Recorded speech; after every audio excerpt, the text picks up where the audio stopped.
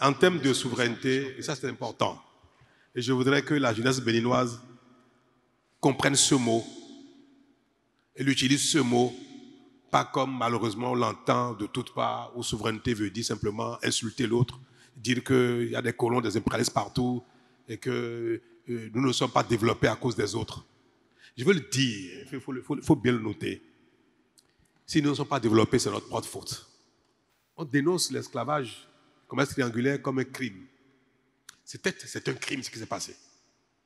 Où les forces vives du continent ont été déportées pour aller développer l'Amérique. Si l'Amérique est à son niveau de développement aujourd'hui, une bonne partie, sinon une grande partie, l'essor de ce pays est lié à la force de nos aïeuls qui sont allés travailler là-bas. Mais est-ce que vous pensez, vous croyez que tous ceux qui ont été déportés sont venus, ont été raflés par les Blancs dans les villages, dans les contrées africaines? La plupart ont été vendus par nous-mêmes. Donc nous sommes co-responsables, peut-être même premiers responsables de cette bêtise-là, ce crime-là. Est-ce qu'on n'était pas souverain au moment où on vendait nos parents et consorts aux Blancs qui sont installés sur les comptoirs, dans les ports? Avant les Blancs, les Européens, on a vendu nos parents aux Arabes. On n'était pas souverain.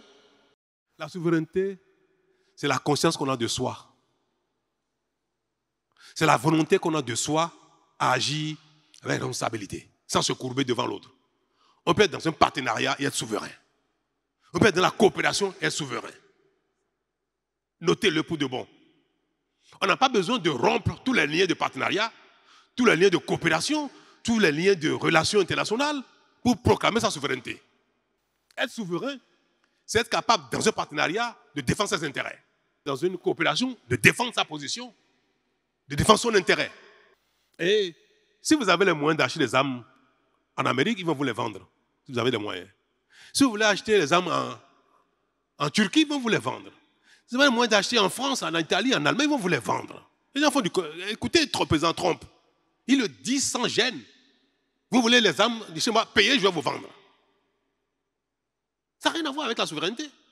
Maintenant, si vous voulez qu'on vous aide, qu'on vous donne, ben en ce moment, vous pouvez dire, bon, donnez-moi, mais je vais être souverain. Donnez-moi mes conditions. Les gens vous disent, payez, faites-moi ça, vous dites non, non, non. Faites-moi ça, mais dans quelles conditions? Donc, le fait de solliciter l'autre en s'ignorant soi-même, en refusant de faire des efforts soi-même, peut vous amener à perdre votre souveraineté. Et moi, depuis que nous sommes là, nous ne faisons rien sans regarder les autres en face dans les yeux. Rien.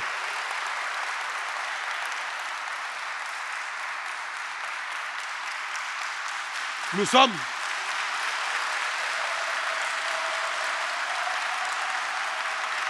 merci.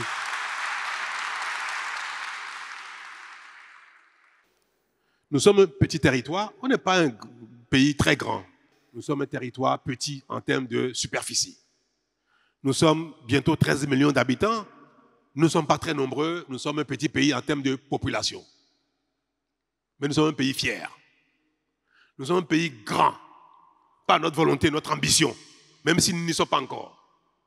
Laborieux, nous sommes capables de travailler.